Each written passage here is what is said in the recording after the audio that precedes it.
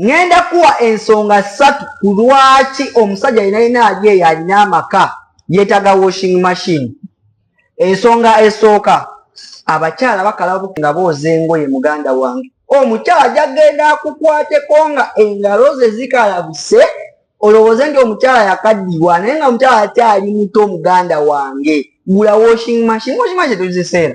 Tulina eza manual kati ngeno gy'oli kulaba wano ya twin tab, tulina ne zino eza automatic. Kale tetuziseera bbeeyi nnungi. Ensonga y'okubiri lwaki weetaaga washing machine, okimanyi nti detergents zitta engalo z'omuntu. Omukyala kati oyinza okuba nga oli mwami ng'oleeyo ng'oli musawo ng'olina amatawo ga white naye ng'omukyala alina osooka okuganyika mu jjiiki. Kati ekyo ne kitta engalo ze. Okitegeera omukyala wa myaka 2 alabika nga mukyala wa myaka 4. Muganda wange, omukyala tewagula kyuma waka. Gula washing machine. Zino machine zibazikola ng'ozeetaaga, it's a necessity. Ngawe weetaaga emmere ey'okulya ne washing machine ogyetaaga. Ensonga esemba ku lwaki weetaaga washing machine, eyanguya ebintu. Okitegeera oyinza okwoza engoye kati n'ozambala kati.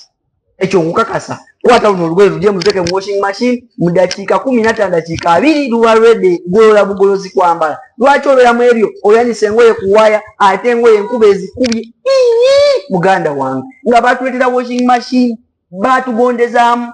Whereby nkuguza brand, nkuguza Hisense, nkuguza machine nga erina waranti. Oyagala ya manual, eya manual yino wano oyinza n'okugamba nti washing machine omusajja oyo aziseera $59,000.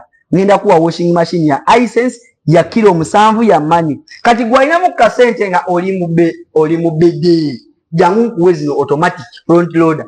Tuzirina mu kilo 6, kilo 7, kilo 8, kilo 9, kilo 10, kilo 10 kilo 12 machines tuzirina. Oyagala mu front loader, oyagala mu top loader nga automatic tuzirina. Kati ngeno for example kati ngeno eno ya kilo 7 ogiraba wano ya front loader engoye ziteramu mu maaso ya automatic kakadde kamu $10,000. Wabi si wabi naawe jangu kuguza washing machine yino wano ya 8 kgs kakadde kamu $25,000 nayo ya front loader. Wabi soko ngamba mu comment section wabi oba nkuguze eno ya top loader. Eno ya top loader ya kilo 9 kakadde kamu.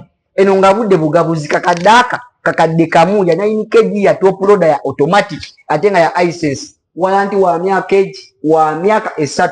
Kati wabanga oyagala washing machine ezo zengoye ate nga zitukuza sonza bulungi jangu tukuguze washing machine. Mwabatamanyi wetusangibwa nyongera okubajjukiza tuli ku kizimbe bakiyita Coach Tower.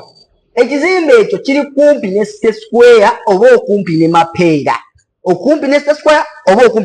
Kati wabanga otuuseewo awo ffe tuli ku Coach Tower level 5 shop number 525 ogenda kubanga otuuseeko fe aba Mega Shoppers wano mu Kampala. Mega eby'amasannyalaze ebyesigika